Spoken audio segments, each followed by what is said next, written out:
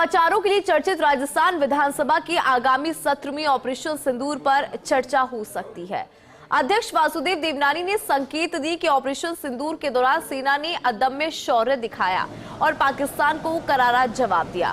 First India से विशेष बातचीत में देवनानी ने कहा कि बीएससी में इस बारे में प्रस्ताव लाया जा सकता है।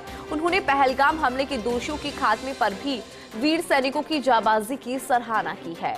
देवनानी ने कहा कि विधानसभा ने कारगिल वीरों को उनकी याद में शौर्य वाटिका का निर्माण किया है। देवनानी ने सरकारी स्कूल की जर्जर इमारतों के गिरने पर भी चिंता जताई है। ज्वलंत मुद्दों पर देवनानी से खास बातचीत की पॉलिटिकल एडिटर योगेश शर्मा जी ने। विधानसभा लगातार नवाचारों को देख रही है और अगला सत्र पूरी तरह विधानसभा पेपरलेस हमें नज़र भी आएगी। और हमारे साथ हैं विधानसभा अध्यक्ष वासुदेव देवनानी। आज जिस तरह से सबसे पहले सवाल ये कि जो हादसा हुआ, जो आतंकी हमला हुआ था पहलगाम में, आज जो सूचना आ रही कि उन आतंकियों को मार गिराया हमारे सुरक्षा बलों ने। और दूसरी सबसे बड़ी बात है कि हाल ही में आपने में सेना के सम्मान में कारगिल शौर्य वाटिका का निर्माण भी किया राजस्थान की विधानसभा में। ऐसी पहली विधानसभा है राजस्थान की जहाँ पर इस तरह की सेना के सम्मान में कोई वाटिका बनाई गई। राजस्थान में शुरू से ही वीरों की भूमि रही है, त्याग की भूमि रही है, बलिदानों की भूमि रही है। ऐसे में यह केवल कानून बनाने वाली संस्था न होकर के यह कानून हम तब पास कर पा रहे हैं, बना पा रहे हैं, जब हज़ारों लाखों वीरों ने सीमा पे अपना बलिदान दिया है। उसके तहत पूर्व में कारगिल युद्ध वो देखा -10 से -30 डिग्री तक पहाड़ियों पे जब पाकिस्तान सैनिक चढ़ गए थे, तो अटल बिहारी जी के समय किस प्रकार से हमारे वीर सैनिकों ने वहाँ ऊपर चढ़ कर के उनको खदेड़ा और कारगिल विजय बनाई। इसलिए हम कारगिल विजय दिवस हमेशा 26 जुलाई को मनाते हैं। तो उसी के तहत ये प्रेरणा स्थल विधानसभा भी बना रहे, इसलिए हमने यहाँ पे कारगिल शौर्य वाटिका का हमने यहाँ पे बनाई है और उसमें 1100 पेड़ भी हमने लगाए हैं, ताकि यह वाटिका सदैव हमको 26 जुलाई को उन वीरों को श्रद्धांजलि देने का स्थल भी बने और हमारे प्रेरणा का स्थल भी बने। इस प्रकार के घटनाओं से जहाँ जन में एक ऊर्जा का संचारण भी होता है, उनके प्रति सच्ची श्रद्धांजलि भी अर्पित होती है। और आज भी जैसा समाचार है कि जो पहलगाम की घटना के बाद ऑपरेशन सिंदूर जो माननीय प्रधानमंत्री जी ने शुरू किया, जिसके तहत पाकिस्तान के कई आतंकवादी ठिकानों पर नेस्तनाबूद कर दिया, और उसी के तहत आज जो जानकारी है कि कश्मीर के अंदर 3 और आतंकवादियों को मार गिराया है। और पाकिस्तान को समझ जाना चाहिए कि भारत पहले वाला भारत नहीं है, ये नया भारत है, मोदी जी के नेतृत्व का भारत है।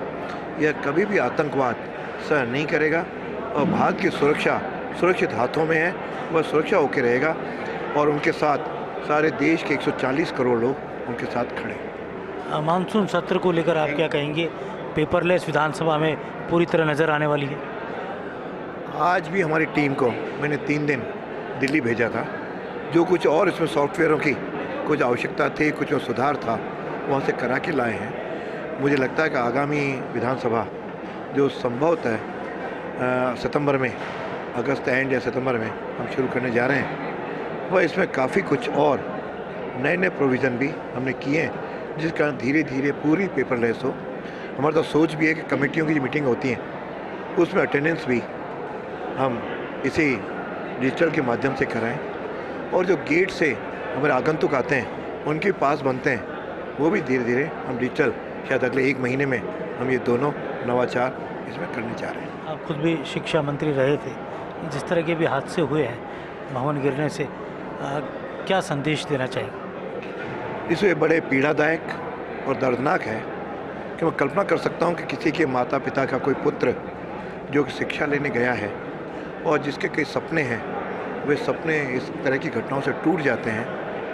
तो उस लिए मैं उनको तो अपना नमन करता हूँ, संवेदना परिवारों के प्रति भी व्यक्त करता हूँ। साथ में इस तरह की घटनाएं न हो, इसके लिए शिक्षा विभाग हालांकि जानकारी मिल रही है कि वो भी कदम उठा रहे हैं, लेकिन ये कदम तेज़ी के साथ उठाने पड़ेंगे।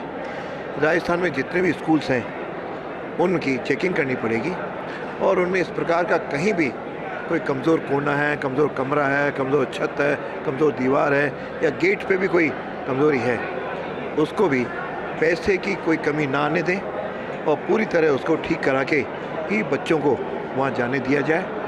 और उसके लिए अधिकारियों को पूरा, जैसे कहते हैं ना, व्हील्स पे रहना, पैरों पे घूमें, क्यों वह भी उन्हीं के बच्चे हैं। तो अधिकारी भी अपना काम करें, शिक्षक भी अपना काम करें और सरकार भी अपनी ओर से करे, ताकि इसमें कहीं ना कहीं कोई सुस्ती न रह जाए, हमारा कोई लाडला दूसरा इसकी शिकार न हो, ये हम सबको करना पड़ेगा। बहुत बहुत धन्यवाद।